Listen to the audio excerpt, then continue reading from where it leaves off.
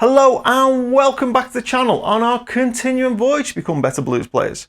My name's Mark, and in this video we're going to be talking about tips and techniques for improvising a solo in front of a live audience. So this is part of a long running series talking about improvising over a 12-bar blues. And now what we're up to is the advanced section where we're going to be talking about how you do that and take that out to actually improvise in front of a live audience. Okay, so one of the things that's really important with improvisation is the reason why we do it. It's got this huge risk versus reward thing. Okay, so if you improvise and it all goes really well and you get super creative and you just play some amazing things, the reward is absolutely through the roof. It's like the best feeling that you can have while making music. Actually, in front of a live audience, improvising away, they love it, you're playing like out of this world. That's what we're aiming for. But there's also the risk that it can all go wrong, that we can get lost on the fretboard, that we got out of time with the band, that something happens, we're distracted, we're not in the moment, we can't do it, we can't find good licks, for whatever reason it all goes wrong. And it's that risk versus reward. That is why we do it. What we're trying to do is we need to minimize that risk of it going wrong, and we need to maximize the opportunity for it to just be absolutely wonderful and spontaneous and everything. So that's why in the last lesson I was talking about practicing improvisation, because you need to have that practice, and it's that practice time, those practice techniques that get us from moving away and reducing the risk of it going wrong and giving more and more opportunity for it to go right. Okay, so that's kind of how I think about improvisation. I've been improvising in front of live audience for, I don't know, over 20 odd years now. As long as I've played guitar, that's kind of what I've always done. And that reward of when it goes right is amazing. So that's what we're trying to maximize when we're doing this. So when thinking about this, one of the things, as well as practicing is the most important thing that's going to help you minimize the chance of it going wrong and maximize the opportunity for it to go right. But there are a lot of other factors as well. So the more uncontrollable variables you have, then the more chance it is, the more risk there is of it going wrong. Whereas the more things in the environment and everything that you can control, then the more chance it is of you being able to focus, concentrate, create, and you have a wonderful experience. So let me tell you of kind of what I would consider, if you've never improvised in front of a live audience before, kind of the worst possible scenario of what that might be, and the best possible scenario of what that might be. And then we'll talk about the differences between them, so you can kind of, if you are thinking of going out and playing live, you can build that in. And then we'll get onto some techniques as well of things to think about and be aware of when you're playing live. So the kind of the worst scenario that I could imagine if somebody who's never improvised before would be that you just see a blues jam in a bar or a pub or something, advertised on the internet or something. You find out about it, it's a venue you've never been to, you don't know anybody there, but you just think, hey, I'll turn up with my guitar and see if they'll let me play. If you've never improvised in front of a live audience before, that's not the way to do it. Okay, that is a scenario I have actually done, but I certainly wouldn't do it the very first time I'm going to improvise in front of an audience. There are jam nights where you can just turn up with your guitar, find out who's arranging it, and when you turn up, buy a pint and go and put your name down on the list to play. If you've never improvised before, that's wrong for so many reasons. What you want to do is, there's going to be so many things there that is going to make you nervous, so many things that you're not sure about, that you can't control. You're going to be playing your guitar, most likely, but you've got no idea what amp you're going to be playing into. You don't know what the band's going to be like. You probably don't know, you haven't worked out a song already that you're going to play. I mean, I've done that and literally turned up and they said, you know, what do you want to play? Do you want to do Stormy Monday, or do you want to do, and you know, reeled off a couple of different blues songs, and I said, yeah, I'll do that one. Okay, that's the worst thing you could possibly do if you've never done this before. So you want to stay away from that. The best scenario is you're already in a band. You know your bandmates. But up to now, you've always kind of, if you've played the solo at all, you've played something that you've already composed.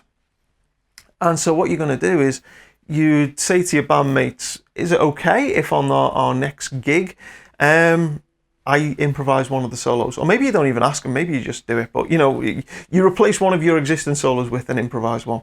So what happens is you turn up, preferably to a venue you've already played before. So you're familiar with the sound guy, you're familiar with the people there, the audience, how it all works. You're playing through probably your own kit, your own PA, your own backline. You know the guys in the band, you know what you're doing. It's one of the songs that you already know because it's one of the ones that you play in your own set. You'd have practiced soloing, improvising solo over this particular song many, many times at home, probably over a backing track or something, or a looper pedal, or wherever your practice routine is. And then when the time comes, you take one solo in a whole set and you improvise that. And you see how it goes. And hopefully it will be absolutely wonderful because you've controlled as many of the other variables as possible. And if you've practiced it and if you're comfortable with the other musicians, it'll likely go fantastically well because these things do. And then as you do that more, you'll do more gigs and you want to improvise more solos. And then you can get kind of creative and things as you do that. But the idea of the best case scenario and the worst case scenario and the things that differ there that I'm talking about is in the best case scenario, you're not having to meet new musicians for the first time. You're not having to think about, well, what song are we playing or anything like that. You already know, you going in there as best prepared as you can be. And that really is kind of the best way to approach this. When you're going to be improvising a solo, because you literally don't know what you're going to play until you start playing it, you're going to be nervous, you're going to be worried, you're going to be a little bit anxious. And if there are other things going on, like you can't get a good sound out the amp, or you can't figure out how to channel switch on the amp or something, or you turn up and they say you're playing a particular song, but you know it, but they're doing it in a different key than you've ever played before, that will throw you off. And you're kind of panicking, oh gosh, one more thing.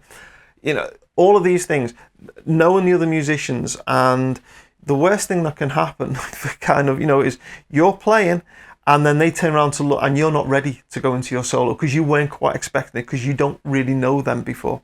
All of those things will throw you off your game and you'll be panicking and worrying about everything else and not just relaxing and playing into your solo, which is what you want. So that's why I'm talking about the best case scenario is when you control all those other variables and you're in a good place where you're just free to create as best you can. So let's talk about nerves for a minute. So there's nothing wrong with being nervous. In fact, being nervous about playing and improvising a solo in front of an audience is great. You're going to be nervous anyway playing in front of a live audience. There's always going to be a little bit of nerves no matter how many times you've done it. Knowing that you're going to be improvising, you are going to be nervous, but that you're supposed to be. It's that risk versus reward thing before. The reward is even greater because you know there's a risk of it going wrong, and you know that risk because that's what makes you feel nervous. So embrace the nerves. There's nothing wrong with feeling nervous, and go for it and just play, and just know that the nerves are just part of the natural process of getting up on stage in front of people and creating live in front of them. And when it goes right, it's amazing. Okay, so in the last lesson, I talked about practicing. If you're going to be doing this in front of an audience, you absolutely have to practice. And as you practice over the backing tracks of the songs that you know you're going to be improvising over live, practice at home, make all those mistakes at home, figure your way around the fretboard at home on your own, so you know where the good licks are, where the good notes are, etc. And when you get up on stage, you've kind of figured all that out and you know just to rely on that good stuff. Okay, so that practice at home, really important. One thing that's absolutely key is knowing how to get into the solo and how to get out of the solo. Once you're in it, it actually becomes pretty easy to improvise and play around and everything's going great. But getting in and out is really, it can be really tough if you haven't got some good technique. So I'll tell you a few of the things I do. So the first thing I'll do is make sure at home I'm practicing getting in and out of the solo. So what's the immediate preceding chord or riff or thing is before I go into my improvisation. Have a plan before I improvise. What am I going to do? I don't want to just stop playing rhythm and think, well, we're in the key of C. Should I play box position 1 or 2? Or should I do this? Or should I have a plan before you go into the solo of what you're going to do, at least how you're going to start that solo, right? So I'm playing, as I say, maybe I'm in C, I'm playing some chords, and I'm thinking, when the solo starts, I'm immediately going to come up where I'm most comfortable, which is box position 1 of C minor pentatonic, and I'm going to jump in there and get settled, and then from there move on and do other things. But I at least know where I'm going to start. Actually, when it comes to playing live, for a good number of songs in a set, what I will do is I will have actually the first lick worked out already. So as we're playing rhythm, the very first lick of the solo I've already composed, so I'm not actually improvising that. I'm using that as a way of giving myself a moment or two to breathe, to think, and to prepare, and to decide what I'm going to do next. That is a trick I've used over and over and over again for literally 20 years of playing in front of live audiences where I'm improvising. Just have the opening lick known, have that well practiced, so that you give yourself breathing space to get in. Okay, so that's really important. Then you got to know your way around the fretboard or wherever it is. Where are you going to be placing this solo? Where you're going to be thinking around? Have that well mapped out so you know the terrain. When we get to the end of the solo, there's lots of different ways you can you can end an improvised solo and go back. The easiest one by far, and I've used this an awful lot, is that you and the band already pre-plan how long the improvisation's going to last for. The first solo in this song is going to be improvised, and it's going to be twice round a 12 bar. Regardless of whether it's going good, bad, or indifferent, it's twice around a 12 bar and then a singer comes back in. You do that, everybody knows where you stand, and you don't have to worry so much about what you're going to do to come out of the solo. Because you're going to be listening, you're going to know when you get to the end of the solo, and then you just play a final lick, and then you know the singer's going to come right back in. Much harder if your solo's more open-ended, and I've done quite a lot of these in different bands I've been in, where I'll just say, go to me for the solo, and I will solo for as long as I'm comfortable, and then kind of when I'm done, I'll let you know. That's much tougher. Get that right in the rehearsal room. Don't wait until you're live on stage in order to figure that one out. Get that right in the rehearsal room. If it's a 12-bar blues, you might go around twice, you might go around 3 times. If it's a 12-bar blues, it's relatively easy because as you're getting towards the end of that, so you're up to, I don't know, bar 8, 9, 10 or whatever of the last time through, simply have a signal so the rest of the band know when I turn around and give you the nod, we're coming back in on the 1, okay? And then they'll know as soon as you've done the turnaround, we're all back in, nice and easy. If you've got a song that isn't a fixed chord progression, so maybe it's just a repeating riff. I've played a number of songs like this where essentially you're just playing over a static chord for a length of time. Well, how do you know when to come back in? We did Shake Your Hips, Hip Shake, I think it's called, which is called, Rolling Stones have done it. I can't remember who originally wrote it, but it's one chord. It's just an A minor over and over and over and over and over again.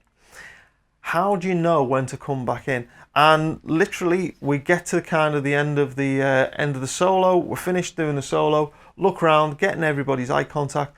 1, 2, 3, 4, and then back in, and the singer knows to come in. And literally just count it. You've probably seen bands do that kind of thing before when they've played.